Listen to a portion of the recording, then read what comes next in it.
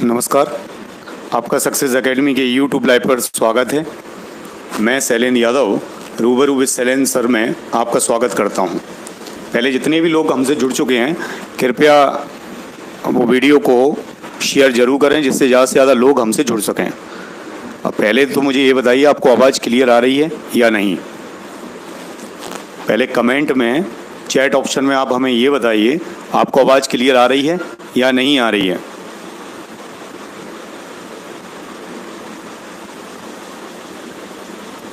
जितने भी बच्चे मुझसे जुड़ चुके हैं वो कृपया इस वीडियो को अधिक से अधिक शेयर करें जिससे अधिक से अधिक संख्या में लोग हमसे जुड़ सकें।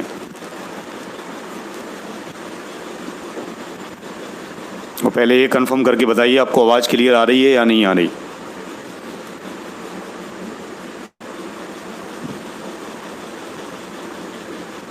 आ रही है, चलो ठीक है। वीडियो को शेयर करना ना भूलें जिससे अधिक से अधिक संख्या में लोग जुड़ सकें।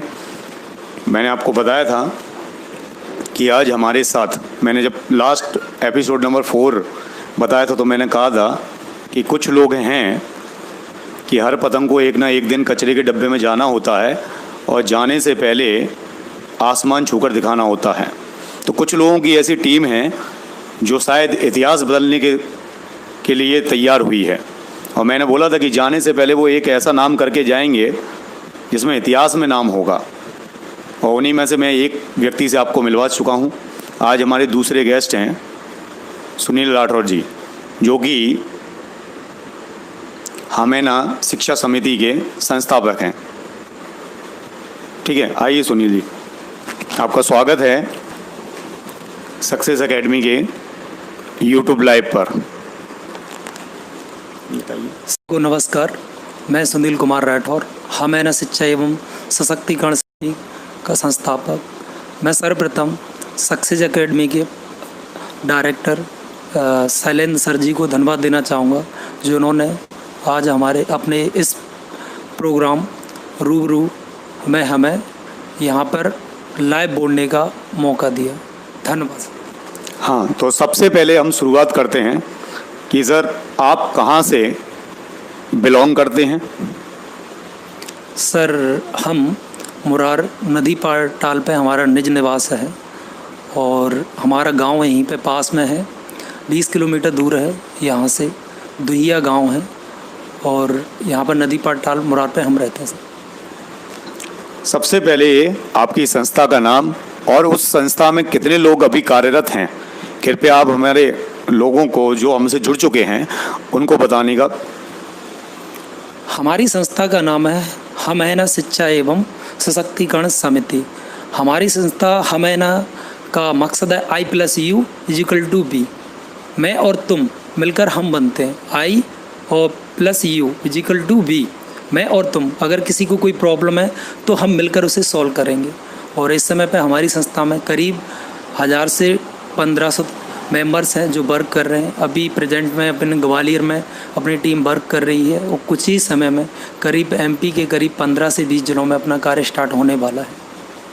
तो मैंने आपसे बोला था कि जैसे सर ने बताया कि I+U मिलकर हम बनते हैं, यानी कि कोई भी मुसीबत हो तो उसके लिए हम खड़े हुए हैं। तो इनकी जो समिति है, सबसे पहले मैं धन्यवाद देना चाहूँगा कि कम से कम किसी नई टीम बनाई कि अगर कोई भी समस्या पैदा होती है तो कम से कम हमें शिक्षा समिति से जुड़ सके और उससे अपनी समस्या का निराकरण प्राप्त कर सके।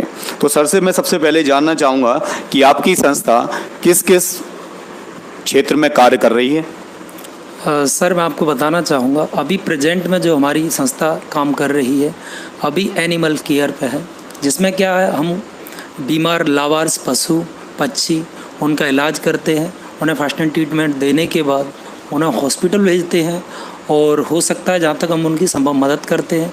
और बीमार जानवरों के लिए हम खाने की भी व्यवस्था कर रहे हैं। पक्षियों के लिए अभी हमने करीब पिछले 5 महीने से हर जगह जगह पर हमने सकूरों की व्यवस्था कराई है। करीब ग्वालियर के अंदर 500 से 600 छतों पर सकूरे रखवाएं। जो हमारी टीम है, गर्ल्स टीम है, वो अपने छतों पर सकूरे रखती है, उन्हें रेगुलर दाना डालती है।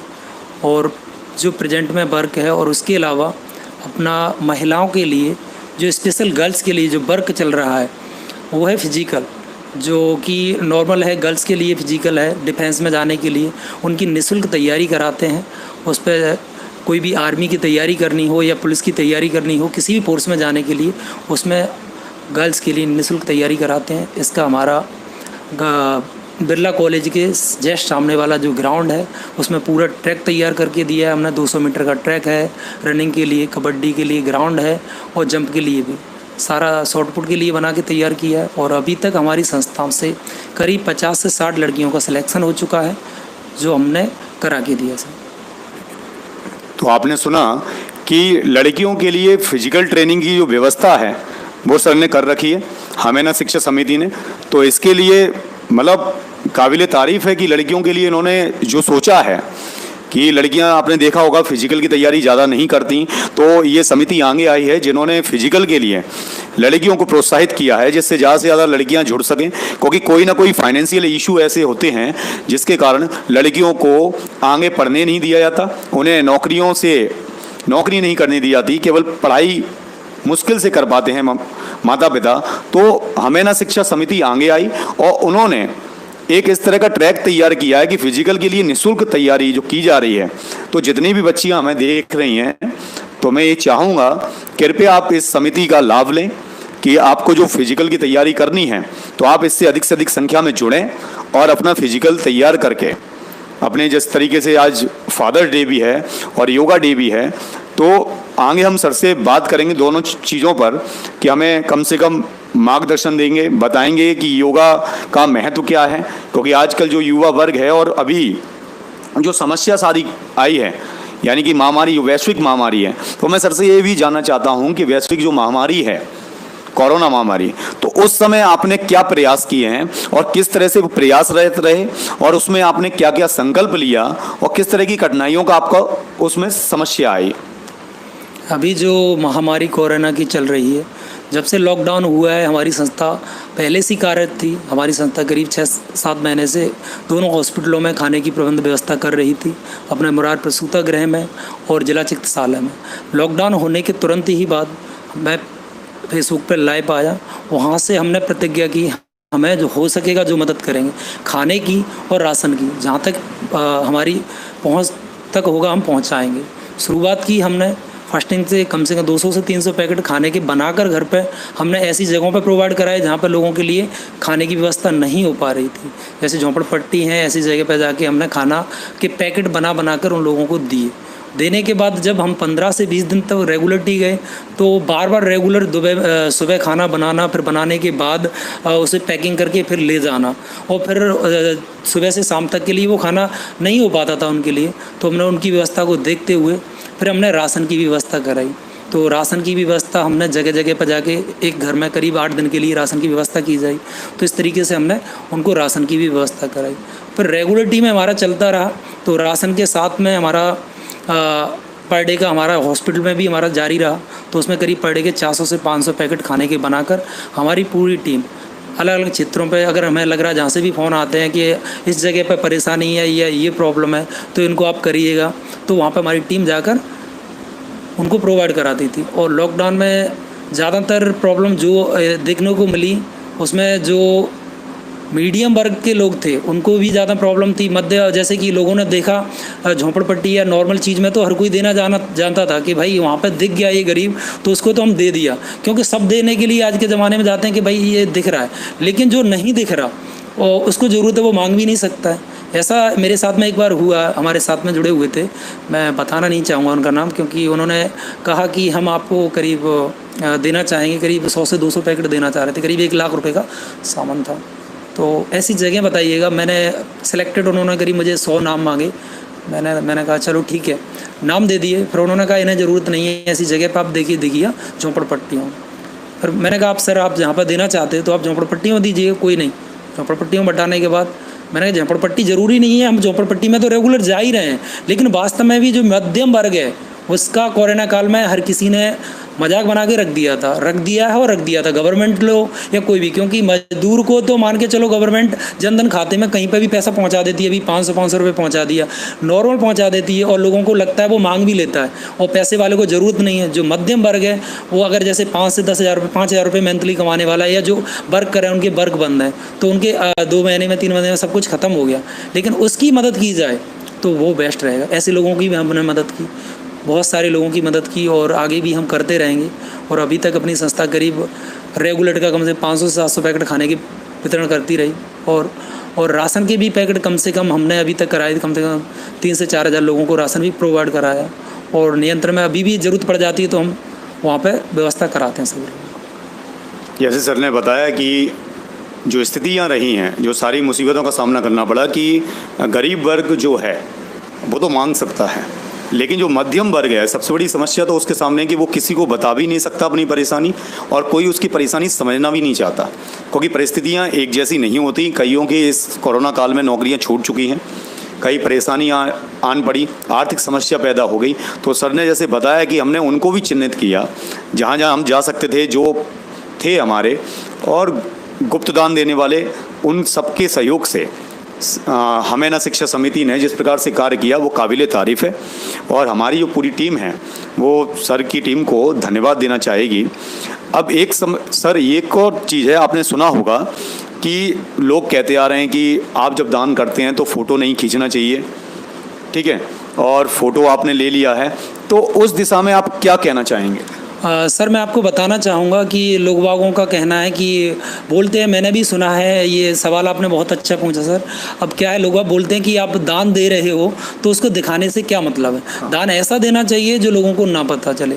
मैं इस विषय पे मैं बोलना चाहूँगा, क्योंकि दान जब जैसे कोरोना काल शुरू हुआ, लॉकडाउन शुरू हुआ, तो शुरुआत में देखा ग्वालियर में कुछ ही लोग, ग्वालियर में क्या कहीं भी जगह पे कुछ ही ज़्यादा से ज़्यादा 10 से 15 लोग सामने आए। संस्थाएं ऐसी थी जो सामने आई, जो लोगों की मदद करना चाह रही थी। और लेकिन हुआ क्या, अगर जब लोगों ने फोटो और सेशन जो भी चीज़ डालने से क्या हुआ, डालने से करीब जब ख़त्म होने तक, अभी भी ख़त्म नहीं हुआ है मैं कहना चाहूँगा, लेकिन लॉकडाउन अपना ख़त्म हो चुका, कोरोना काल तो नहीं ख़त्म हुआ है। तो क्या हुआ, देखते देखते कम से कम इतनी जनसंख्या में अपनी कम से कम 200 से 300 संस्थाएं आ गई, हज़ारों की संख्या में लोग आ गए आए जो एक दूसरे को बढ़ चढ़कर लोगों की मदद करना चाहा। क्योंकि आज के ज़माने में अगर कार्य करता है आदमी तो कोई करता है रियल वर्क करता है, अपने तन से मन से करता है, धन से करता है, कुछ करते हैं दिखाने के लिए, लेकिन करते हैं तो उसके माध्यम से लोगों की मदद तो हो रही है। लेकिन हाँ, लोगों को मैं बताना चाहूँगा कि अगर अपन जाते हैं वास्तव में ही लोगों को लज्जित ना किया जाए जैसे अपन देते हैं, तो अगर उनका एक से इस तरीके से वीडियो फोटो ना बनाया जाए जिससे उनका साफ दिख रहा है या थोड़ा सा अपन उसी पर कुछ कर सकते हैं, उस तरीके से अपन बांट सकते हैं। जहाँ तक कि 90% अपन ने जो दिया है अपनी संस्था द्वारा जो मदद की गई है, तो वहाँ तक चेहरों को ज़्यादा तक छपाया है या उनको वो किया गया, लेकिन कार्य को करते हुए हमने दिखाया भी है, ऐसा नहीं है, और दिखाना भी चाहिए। लेकिन लोगों को क्या लगता है, बहुत सारे लोग होते हैं कमेंट करने के लिए, कुछ कहते हैं भाई गरीब की आप गरीबी दिखा रहे हो। चलो ठीक है, गरीब है, हाँ उसको प्रॉब्लम है पता है, लेकिन उसको देख के आप भी तो मदद करने के लिए जाओगे। पता चला जैसे अपने नदी पार टाल पे एक फैमिली रहती है, रवि सिंह जी, वो उनकी पूरी फैमिली अंधी है, मतलब उन्हें आंखों से कुछ नहीं दिखता। उनकी 2 भैया हैं और 2 बहन हैं, तो उनको कुछ नहीं दिखता। करीब हमें पता चला फेसबुक के माध्यम से, जब हमने अपने फोटो वगैरह डाले तो लोगों ने हमारी संस्था से संपर्क किया। हमने जाके उनकी पूरी फैमिली का करीब 4 से 5 बार राशन आया, और रेगुलरिटी जब तक हमने संस्था का खाने का प्रोग्राम करा, हम रेगुलरिटी उनके घर पे प्रोवाइड कराया। अगर ऐसा नहीं होता तो हमारे जब फोटोओं से हमसे जुड़कर हमारे मतलब कार्य को देखकर लोगों ने हमें संस्था की मदद भी की, हमारी की, और बहुत सारे ऐसे नीडी लोगों को भी बताया जिनको वास्तव में भी इस चीज़ की ज़रूरत थी, और उसके थ्रू हमने उनकी परेशानी को सॉल्व भी किया। तो इस प्रकार सर ने बताया हमें कि समस्या ये है कि जब तक चीज़ दिखाई नहीं जाएगी तब तक हमसे प्रेरित नहीं होंगे लोग। यानी कि हमें प्रेरित करना है, हमें अपना कार्य भी करना है, लेकिन उन लोगों के फ़ोटो जो मध्यम वर्गीय है वो भी एक संकोच ये करता है कि कहीं मेरा नाम ना जाए, क्योंकि वो एक अच्छी फैमिली से बिलोंग करते हैं, तो उनका फ़ोटो नहीं लेना है, उनके फ़ोटो को किसी भी तरीके से। और दूसरी बात ये है, मेरा मानना ये है कि कई लोग हमें दान देते हैं, जैसे सपोज दैट किसी ने हमें दान दिया, बाहर से दिया, कोई जम्मू कश्मीर है वहाँ से दान आया, तो उन लोगों को हम पर किस तरीके से विश्वास होगा कि हम लोगों ने जो पैसा दिया है उसका सचमुच ये लोग प्रयोग कर रहे हैं या नहीं कर रहे हैं। तो उसी तरीके से, और मेरा मानना भी ये है कि अगर हम लोग दिखाने के साथ साथ अगर एक आध लोगों को भी, अगर एक दो लोगों को भी प्रेरित कर पाए और वो हमारी वजह से इस तरह प्रेरित हो जाएं कि वो भी कार्य करने लगें दान का, तो ये सबसे बड़ी कामयाबी रहेगी हमारी। मैं एक चीज़ और जानना चाहता हूँ कि जब आपके मन में जो ये समाज सेवा करने का कार्य है, उसका जन्म एकदम से कैसे हुआ? आपने ये तरीके से का विचार कैसे आया कि मुझे समाज की भलाई करनी है, मुझे ये कार्य करना है? सर्वप्रथम सर मैं आपको बताना चाहूँगा, आज से 7 साल करीब पहले हम 3-4 फ्रेंड थे जो रेगुलरिटी में रोज़मर्रा की ज़िंदगी में, मेरा शुरुआत से ही एक स्वभाव रहा है जो मैं फिजिकल पे थोड़ा अपने आप को ज़्यादा फिट रखता हूँ और शुरुआत से ही फिजिकल की खुद की ट्रेनिंग देना, दूसरों को देना, करीब अपने छोटी सी उम्र से ही 12 साल से ही मैं खुद की फिजिकल दूसरों को देता आया हूँ। तो हम अपनी एक्सरसाइज और फिजिकल फिटनेस के लिए कंपनी बगीचा और आसपास जगहों पे हम सुबह मॉर्निंग में वॉक पे जाया करते थे। रेगुलरिटी में जब एक दिन जब हम इसको वहाँ से फिजिकल ट्रेनिंग दे रहे थे, अपनी आपस में कर रहे थे एक्सरसाइज वगैरह, योगा करने के बाद हमारे तीनों फ्रेंड्स, तो 3-4 फ्रेंड हम थे आपस में वहाँ पर कर रहे थे। जगदीश मिश्रा जी थे, पंकज गौड़ जी थे, अनिल राठौड़ जी थे, कपिल तिवारी जी और सुंदर राठौड़ जी, तो और पूनम माहौर जी। करने के बाद कुछ बच्चे थे जो मैराथन का फॉर्म भर के आए थे, जो मैराथन होनी थी कंटोनमेंट एरिया में, और उसके अलावा घोसीपुरा के करीब कम से 60 से 70 बच्चे जो फॉर्म लेके आए। और हमने कहा बेटा ये फॉर्म लेके कहाँ से आए हो? तो उन्होंने कहा सर ये फॉर्म है और मैराथन का है, हम फॉर्म को भर के मैराथन में पार्टिसिपेट करना चाह रहे हैं। तो हमने कहा आपने कभी मैराथन की बारे में जानते हो, मैराथन होती क्या है, और कभी दौड़े मैराथन में या कभी पार्टिसिपेट किया, कभी ट्रेनिंग किया? तो उन्होंने कहा सर नहीं, हम कभी मैराथन में नहीं दौड़े और पहली बार है हमारा फर्स्ट चांस है। किसी ने कहा सर हम 1-2 बार और दौड़ चुके हैं। तो आप दौड़ चुके हो? तो मैंने कहा आपको कैसे करोगे, 5 से 7 दिन रह गए हैं और आप 5 किलोमीटर 7 किलोमीटर कैसे दौड़ पाओगे? तो देख लेंगे सर भैया। तो मैंने कहा अगर आप दौड़ना चाहते हो तो आप कल से आ जाओ, हम आपको थोड़ी प्रैक्टिस करा देंगे और स्टार्टिंग कर देंगे। तो रेगुलरिटी में बना, उन्होंने कहा ठीक है भैया हम आ जाएंगे। तो बच्चों ने दूसरे दिन हम पहुंचे वहाँ पे मॉर्निंग में सुबह 5 बजे। तो बच्चे उसमें थे करीब 5 साल से लेकर लड़के लड़कियों करीब 12 से 15 साल तक के उसमें बच्चे शामिल थे, करीब 60 से 70 बच्चे सुबह मॉर्निंग में 5 बजे ही वहाँ पे आ गए। तो आने के बाद हमने जब थोड़ा उन्हें प्रैक्टिस स्टार्ट किया, तो जब उनकी मैराथन को 8 दिन, तो खैर जब अपन कोई भी एक्सरसाइज वगैरह कोई भी स्टार्टिंग करते हैं तो बॉडी में दर्द पेन वगैरह होना शुरू रहता ही है, 8 दिन के बाद होता है। तो उसमें तो पार्टिसिपेट उन्होंने किया, अच्छा किया, ऐसा नहीं है, उन्होंने किया, पूरा कंप्लीट किया। उसके बाद उन्होंने बच्चों को एक आनंद आने लगा, मज़ा आने लगा। उन्होंने कहा भैया हम करेंगे, सीखेंगे। तो फिर हमने कहा आपको एक स्पेशल तरीके से कराते हैं। जब बच्चों को जब आप कोई फिजिकल ट्रेनिंग देते हो, कुछ भी करते हो, तो उसके लिए एक अच्छी डाइट की ज़रूरत पड़ती है, मतलब खाने पीने की ज़रूरत पड़ती है। तो और एक अच्छे शूज़ की भी ज़रूरत, मतलब जूते की भी ज़रूरत पड़ती है और कपड़े की भी ज़रूरत पड़ती है। तो ऐसी फैमिली से जो बच्चे बिलोंग करते थे, उनके पास ना ही शूज़ थे पहनने के लिए और ना ही उनके लिए कुछ खाने पीने के लिए था। तो मैंने कहा यार ये तो समस्या बहुत गलत है, मैंने खराब है, तो इसको तो सॉल्व करना चाहिए। तो उसके लिए हमने उनके लिए, बच्चों के लिए मैंने कहा अब इसी विषय पर काम करना है। तो दिमाग में आया, मैंने कहा भाई अब तो उनको इनकी मतलब मदद करनी पड़ेगी, हर तरह से सिखाने से ही नहीं होगा, इनकी वैसे भी मदद करनी पड़ेगी। तो हमने सभी दोस्तों ने मिलकर आपस में उनके लिए जूते प्रोवाइड कराए, शूज़ प्रोवाइड कराने के बाद फिर हमने कहा आप इसी तरीके से करते रहिएगा। उनके लिए अपनी तरफ से पूरा किट भी हमने प्रोवाइड कराने के बाद फिर स्टार्टिंग की। फिर हमने कहा अगर 8 दिन में आप करते हो तो ज़्यादा नहीं, कम से कम हमारी तरफ से हफ्ते में एक चने 250 ग्राम हर बच्चे को हमने चने प्रोवाइड कराए, जिससे क्या होगा कि मॉर्निंग में कम से कम चने तो हमारी तरफ से खा सकें। तो उन्हें देखने के बाद बच्चों में जब मैंने परिवर्तन देखा, हमने बच्चों को, हमारा मकसद था कि जो बच्चे ऐसी फैमिली से बिलोंग करते थे जो ना ही उनके पास शूज़ थे और ना ही किट थी पहनने के लिए, तो वो बच्चे जब अच्छा कर रहे हैं, जैसे अपने वहाँ पे अलग अलग क्लासेस स्टार्ट कर दी। उसमें क्या था, आपका योगा था और बच्चियों के लिए सेल्फ डिफेंस थी फिजिकल के लिए, और बच्चों के गर्ल्स के लिए स्पेशल फिजिकल था। तो मैंने देखा बच्चे अपने बहुत अच्छा कर रहे हैं उसमें करने के लिए, तो इनके लिए और अपना अच्छा क्या कर सकते हैं। जब फर्स्ट टूर्नामेंट अपना ग्वालियर में हुआ था, ओपन टूर्नामेंट नेशनल लेवल का था और DIC क्लब में कराया गया, तो वहाँ पर अपने 12 बच्चों को पार्टिसिपेट कराया हमने। 12 बच्चों को जब पार्टिसिपेट कराया तो अपने बच्चे 12 में थे 7 बच्चे मेडल लेके आए, 5 बच्चे गोल्ड लेके आए, बाकी अपने सिल्वर और अपने ब्राउंज लेके आए। तो जब मैंने कहा जब बच्चों के पास इतनी सुविधाएं नहीं हैं, फिर भी जब नेशनल ओपन में अपने बच्चे 12 में से अपने 7 बच्चे अगर अपने मेडल ला सकते हैं और अपने टोटली 5 गोल्ड ला सकते हैं, तो अगर इन पर अच्छी मेहनत की जाए, इन बच्चों को सारी चीज़ें प्रोवाइड कराई जाएँ, तो ये तो आगे के लिए बहुत कुछ अच्छा कर सकते हैं। वो हमारी पहला लाइफ का एक अपॉर्चुनिटी थी जो हमें मिली कि अपनी बदौलत बच्चों ने ओपन नेशनल में गोल्ड लगाए, और वो वहीं से हमें ये मिला कि बच्चों के लिए कुछ करना चाहिए, बच्चे कुछ आगे बहुत अच्छा कुछ कर सकते हैं बच्चों के लिए। फिर वहाँ से हमने घोसीपुरा के अंदर निःशुल्क एजुकेशन की क्लास में भी स्टार्ट करा दी, और वहाँ पे निःशुल्क एजुकेशन की वहाँ पे हमने बात की, जो गवर्नमेंट स्कूल है उसमें बात की। करने के बाद तो सर ने कहा यहाँ पे तो आपको जगह की प्रॉब्लम होगी। वहाँ पे ही हमने फिर एक फैमिली थी जो बच्चे आते थे, उन्होंने अपने घर पे जगह दी, वहाँ पे बच्चों को वहाँ पे भी पढ़ाया। फिर अपना यहाँ पे मुरार में नदी पाटाल पे पूनम और कंचन ने वहाँ पे पढ़ाई दी, जो हमारी संस्था की सदस्य हैं, उन्होंने पढ़ाया, करीब 3 साल बच्चों को निःशुल्क पढ़ाया। और उसके अलावा हमने उन्हीं बच्चों को जैसे अपना पिंटू पार्क पे भी हमने बच्चों को निःशुल्क पढ़ाया। कम से 5 से 6 जगहों पर अपनी क्लास लगना शुरू हो गई। बच्चों की फिजिकल की हम तैयारी कर ही रहे थे, तो बच्चियों के लिए नॉर्मल सी फिजिकल की तैयारी कराना शुरू हुई। तो हमारा मकसद ये हो गया कि भाई अब उनकी पूरी आवश्यकताएं पूरा करना हमारा मकसद हो गया।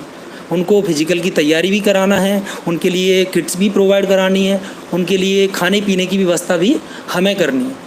तो ये करते ही क्योंकि बच्चों में रिजल्ट देखने के लिए मिल रहा था और वो नियंत्रित थे, हम करते आ रहे थे। क्योंकि जो जब अपन कुछ करते हैं, हर कोई कार्य अपन को कोई प्रॉफिट या पैसे के लिए नहीं करना चाहिए, लेकिन कुछ ऐसे कार्य भी हैं जिन्हें करने से अपने अंदर को एक सुकून एक का अनुभव होता है। एक लोग कहते हैं इसे करने से मिलता क्या है, मिलने से हमें पता है क्या अच्छा जो आज की जो हमारी बदौलत जो लड़कियां आज जॉब पे लगी हुई हैं, या जिन बच्चों को नेशनल पे गोल्ड लगे हुए हैं, जो बच्चे गए हुए हैं, तो उन बच्चों को पूछिएगा, या जो गर्ल्स जॉब कर रही हैं, जो उनको पता है सर की बदौलत जॉब कर रही हैं, उनका फिजिकल नहीं था, फिर भी हमने फिजिकल करा के पर्सनल ट्रेनिंग दे के फिजिकल कराया। उन्हें पता है कि उन्हें पता है कि हमने हमारे लिए सर ने क्या किया। वैसे देखने के लिए स्पेशल ट्रेनिंग अपने मुरार में तो खैर कोई है ही नहीं जो गर्ल्स के लिए स्पेशल ट्रेनिंग देता हो, बट हमने स्पेशल ट्रेनिंग स्टार्ट की और अभी भी नियंत्रण अपनी चल रही है। और आगे से और भी बहुत सारे काम हैं, इन्हीं को देखते बच्चों को देखते प्रेरणा मिलती रही। हमने कहा इनके लिए बहुत कुछ करना है, तो आगे के लिए हमारी संस्था करते रही है। सर ने इस तरीके से बताया कि किस तरीके से ये सारे कार्य उन्होंने स्टार्ट किए, उन्हें मोटिवेशन किस प्रकार से मिला। और कई लोग कहते हैं कि ये कार्य करने में मिलता क्या है, तो एक होती है ना आत्मसंतुष्टि, अंदर से संतुष्टि होना कि हाँ कम से कम हम आए हैं तो हमारे वजह से बोलते हैं ना, जीना इसी का नाम है कि अगर दूसरे के चेहरे पर मुस्कान अगर हम दे जाएं हमारे कार्यों से और वो प्रेरित हो जाएं, बाकी लोग भी हो जाएं, तो बस इससे ज़्यादा चाहिए क्या। दूसरी बात ये मैं एक और चीज़ जानना चाहूँगा कि जिस तरीके से ये जो कार्यक्रम सर ने कार्य किए हैं, तो कहीं ना कहीं किसी न किसी प्रकार से फैमिली से आपको सपोर्ट है या क्या है, फैमिली ने आपका किस प्रकार से सपोर्ट किया, ये भी जानना चाहूँगा। क्योंकि कई चीज़ें होती हैं जिसमें फैमिली हो सकता है सपोर्ट ना करे, क्योंकि सबको पैसा चाहिए, तनख्वाह चाहिए कि एक बच्चा मेरा काम कर सके, क्योंकि ये सब निःशुल्क भाव है।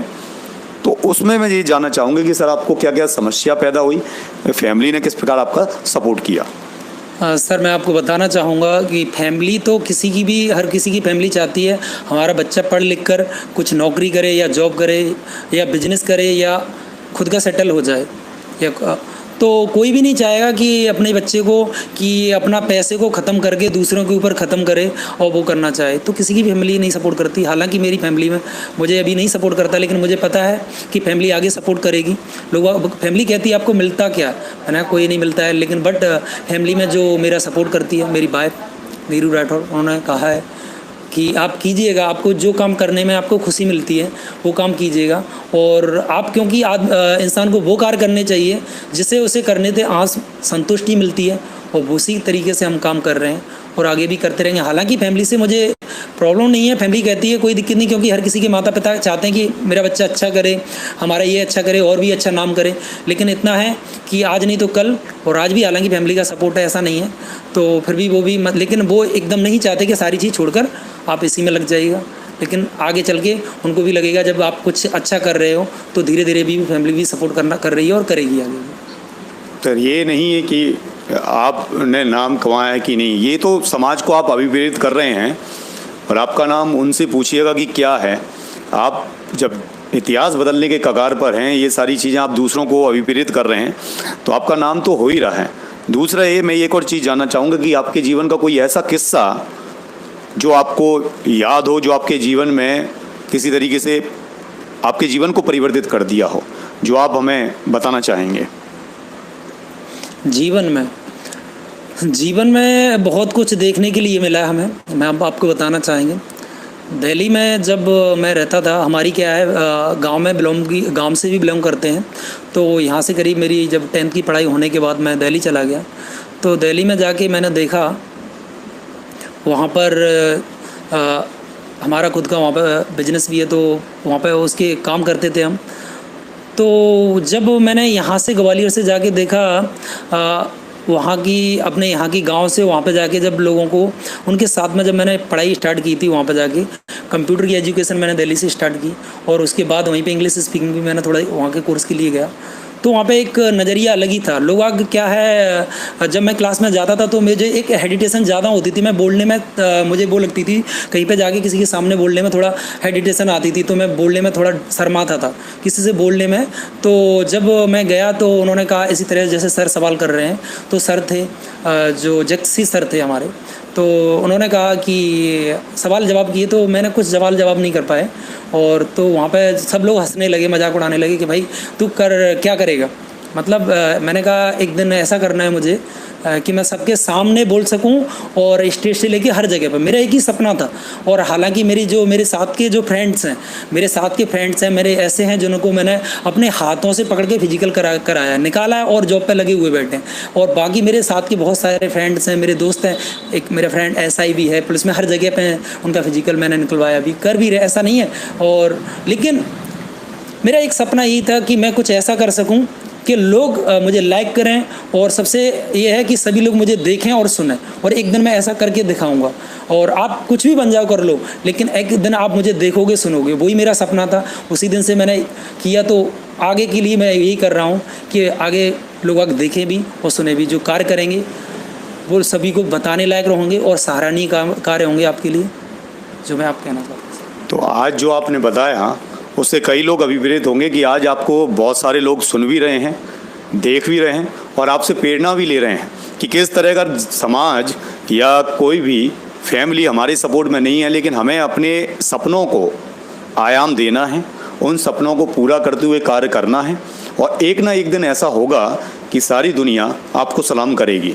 उसमें आपके फैमिली मेम्बर भी आएंगे, सारी चीज़ें। और क्योंकि आज चूँकि फादर डे भी है और योगा डे भी है, तो मैं सर से जानना चाहूँगा जितने भी बच्चे हमारे साथ, क्योंकि हमारे साथ बच्चे भी जुड़े हुए हैं, तो योगा के बारे में सबसे पहले बात करते हैं कि सर आप हमें बताइए कि कई लोगों को जो युवा वर्ग है उन्हें योगा का ज़्यादा महत्व नहीं पता है, तो उनके बारे में आप बताइएगा क्या लाभ हैं उसके और किस तरह से समाज जो युवा वर्ग है वो उसकी तरफ आकर्षित हो। सर्वप्रथम मैं आपको सभी को, योगा प्रेमियों को अंतर्राष्ट्रीय योग दिवस की शुभकामना देना चाहूँगा। सर्वप्रथम सभी को अंतर्राष्ट्रीय योगा दिवस की हार्दिक शुभकामनाएं। मैं आपको बताना चाहता हूँ योगा डे, एक डे स्पेशल क्यों बनाया गया। वैसे तो योगा हम कभी भी कर सकते हैं, ज़रूरी नहीं है एक डे होना चाहिए, बट हमारी हिंदुस्तानी सभ्यता में योगा को तो बहुत युगों से पहले से हमारे ऋषि मुनि अपनाते आ रहे हैं, करते आ रहे हैं। ऐसा नहीं है कि स्पेशल डे बनाया गया हो, लेकिन फिर भी सन 2015 में हमारे प्रधानमंत्री नरेंद्र मोदी जी और स्वामी रामदेव जी ने विश्व योग डे का शुभारंभ किया, जो कि आज विश्व के करीब 177 देशों में योग डे अपनाया जा रहा है। और हमारे देश की जो सभ्यता है और हमारे देश की संस्कृति है योग, और उसको सभी लोग अपना रहे हैं, और जिससे हमारे देश का गौरव और नाम और भी ऊंचा हो रहा है।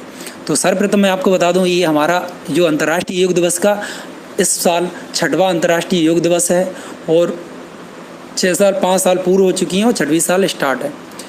योग का हमारे जीवन में बहुत ही ज़्यादा महत्व है, क्योंकि योग करने से ही हमारा शरीर निरोग रहता है।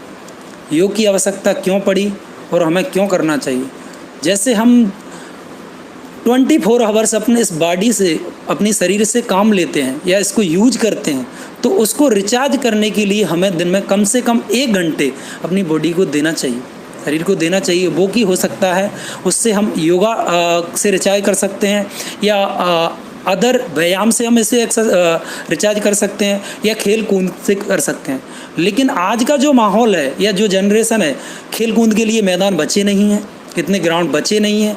और उसके अलावा एक्सरसाइजों के लिए या तो आपको पहले अखाड़े जो देसी एक्सरसाइज हुआ करती थी, व्यायाम हुआ करती थी, बट अब ऐसा नहीं है, क्योंकि जितने भी अपने ग्वालियर में या कहीं पे भी है 90% ख़त्म की कगार में, एक उसमें तब्दील हो गए हैं। तो लोगों ने एक सस्ता और सरल उपाय ढूंढ लिया, क्या, जिम।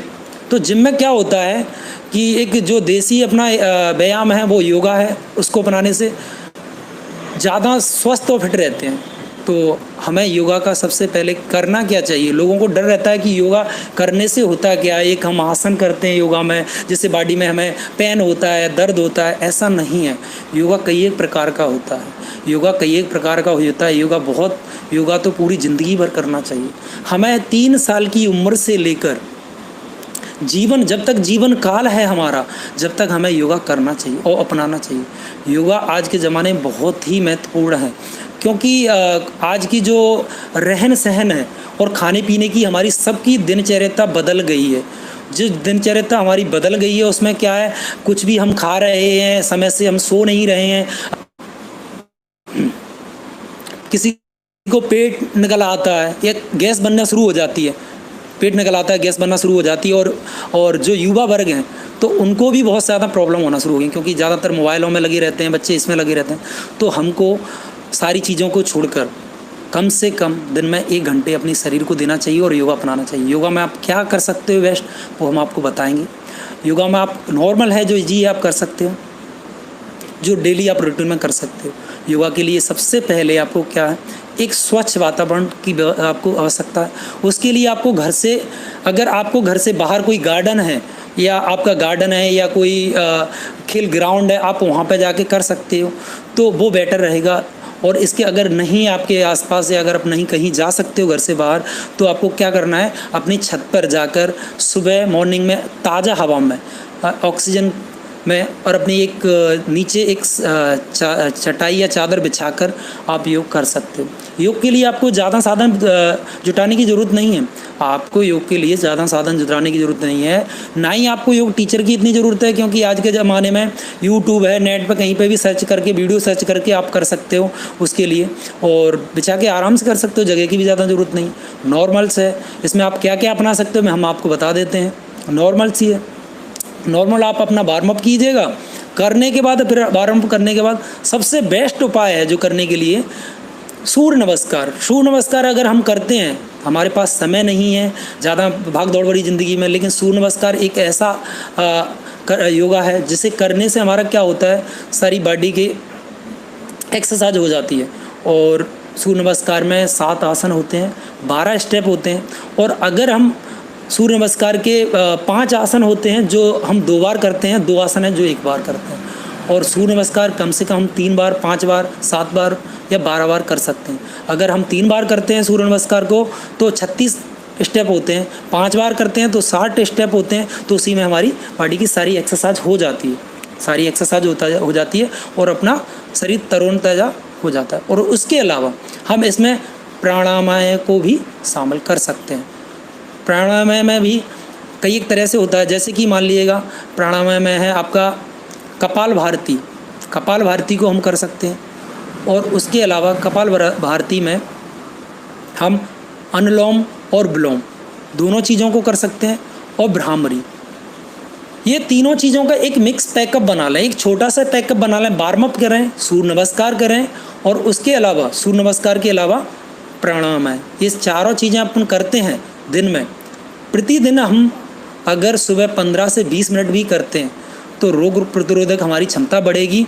और जो कोरोना काल चल रहा है और आगे आने वाली बहुत सारी भयंकर बीमारियां, क्योंकि हमारा खान पान बदल गया है, तो उनसे भी रोग प्रतिरोधक क्षमता बढ़ाएगी, इम्यूनिटी पावर बढ़ाएगी, जिससे हमारी आगे बीमारियों से लड़ने में हमारी शरीर को, बॉडी को राहत देगी। योग हमारे शरीर को ही निरोग नहीं बनाता, योग हमारे शरीर को ही निरोग नहीं बनाता, हमारे मस्तिष्क और हमारे अंदर के जो हमारी आत्मा को, उसको भी निरोग और पवित्र बनाता है।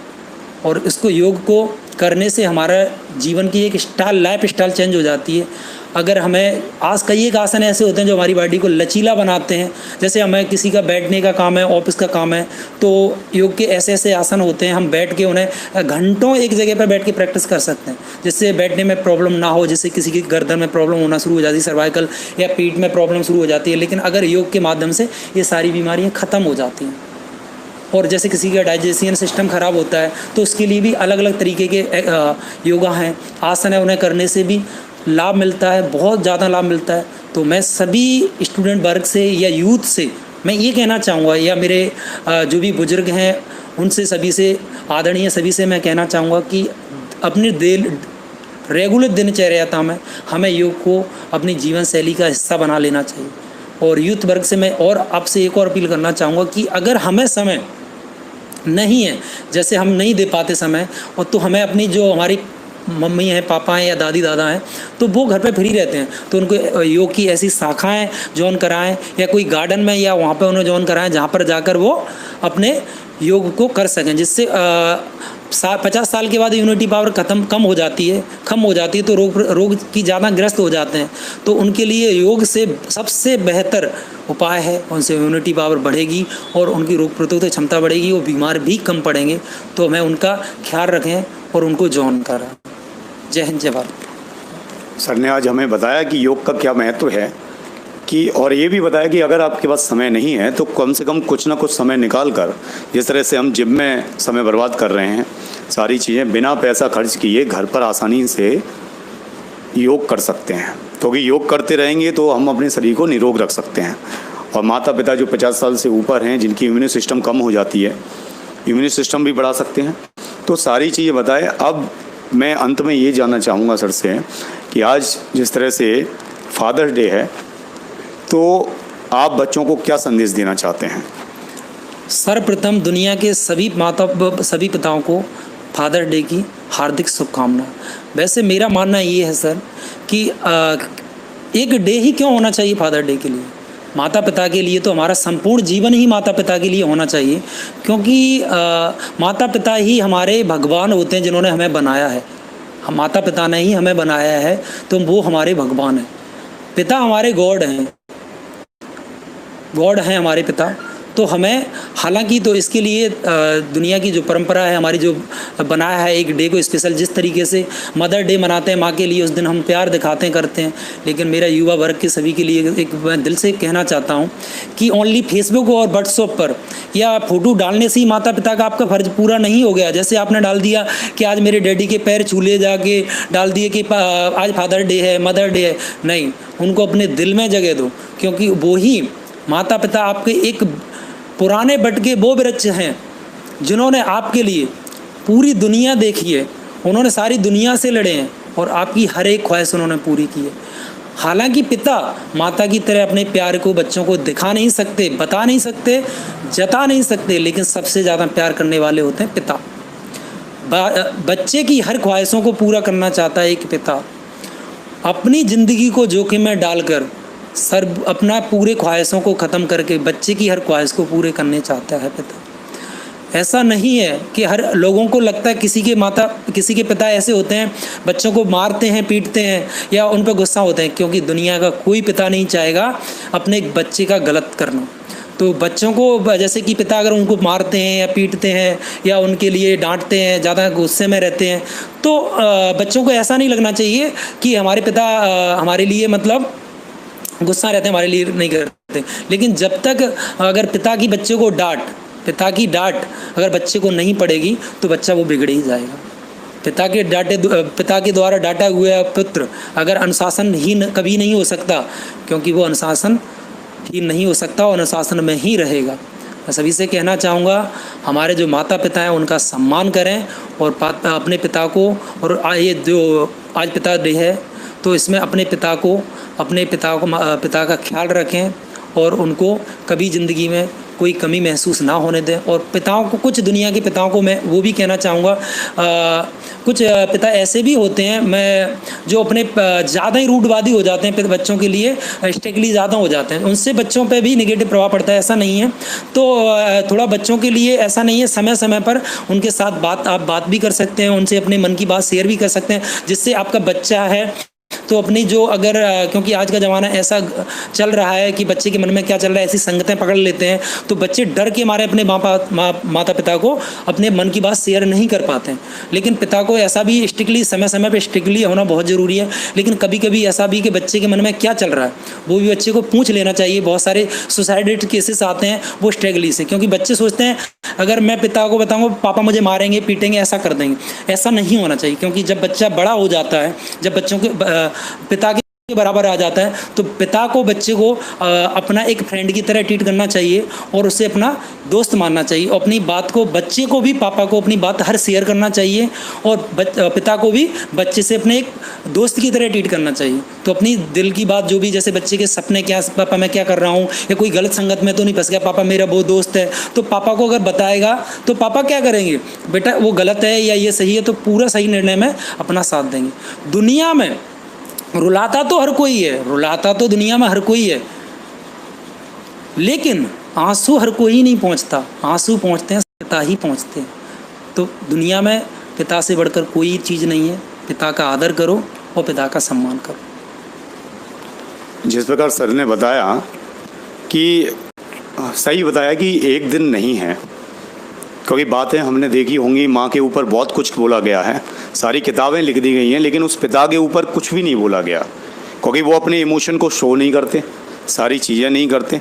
लेकिन एक चीज़ याद रखिएगा, जैसे जब हमें छोटी मोटी चोट लगती है तो हमारे मुंह से एक शब्द लगता है, वही माँ, यानी माँ शब्द निकलता है। लेकिन आपने देखा होगा जब बहुत ही ज़्यादा मुसीबत आती है तो एक ही शब्द निकलता है, बाप रे बाप।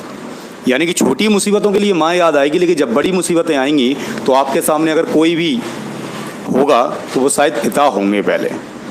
तो अपनी जो सारी चीज़ें हैं, आपको केवल फेसबुक और यूट्यूब और केवल लाइव दिखावटी दुनिया को दूर रखकर केवल आप माता पिता को इतना सम्मान दें, अपने दिल में इतना प्यार दें कि वो आपसे सारी चीज़ें बता सकें और आप अपनी सारी चीज़ें उनको बताएं। ठीक है, आज जो हमारे लाइव में मौजूद थे सर, उन्होंने आपको इतनी सारी चीज़ें बताई, सब कुछ बताया, तो आप कृपया इनकी बातों को समझें और सारी चीज़ें। और एक बार पुनः मैं धन्यवाद देना चाहूँगा सुनील राठौर जी को, जिन्होंने अपना अमूल्य समय हमको दिया। ठीक है, और मैं अपनी संस्था की तरफ से, सक्सेस एकेडमी की तरफ से इन्हें एक प्रशस्ति पत्र भेंट करना चाहूँगा सर। मैं आप सभी को मैं इसके लिए धन्यवाद करना चाहूँगा सक्सेस एकेडमी के डायरेक्टर शैलेंद्र सर जी को, जिन्होंने हमें इस काबिल किया और इस शो में हमें यहाँ पे आप सभी के समक्ष अपने विचार रखने का एक अवसर प्रदान किया। मैं बहुत बहुत धन्यवाद देना चाहूँगा सर को, शैलेंद्र सर को। धन्यवाद सर। तो धन्यवाद आप सभी का। अगले संडे को फिर हम मिलते हैं, विचार विमर्श करेंगे। तो कृपया अगर आपने हमारे चैनल को सब्सक्राइब नहीं किया है तो कृपया सब्सक्राइब करते रहें, क्योंकि मैंने आपको बोला था कि मैं ये नहीं है कि ये समाज सेवी अकेले हैं। एक्चुअली मैंने ये कहा था कि जो आपके एज ग्रुप के हैं, जो आप जैसे हैं, जिन लोगों ने ये बीड़ा उठाया है कि इस समाज को परिवर्तित करना है, उन लोगों से मैं आपकी मुलाकात कराऊंगा, जिससे आपको जान पहचान बढ़ेगी, आपको देखने को मिलेगा, सुनने को मिलेगा। और उन्होंने बहुत सारी चीज़ें बताई कि बच्चियों के लिए कि हम निःशुल्क आर्मी जो फिज़िकल है उसकी तैयारी करा रहे हैं। तो जितनी भी बच्ची हमसे जुड़ चुकी हैं वो कृपया हमें ना शिक्षा समिति को ज्वाइन करें, जिससे कम से कम हम आगे बढ़ सकें और अपने सपनों को आकार दे सकें। धन्यवाद आप सभी का, और कृपया वीडियो को शेयर जरूर करें, जिससे अधिक से अधिक लोगों तक एक जानकारी पहुंच सके। धन्यवाद। बाकी अगले संडे को हम फिर मिलते हैं।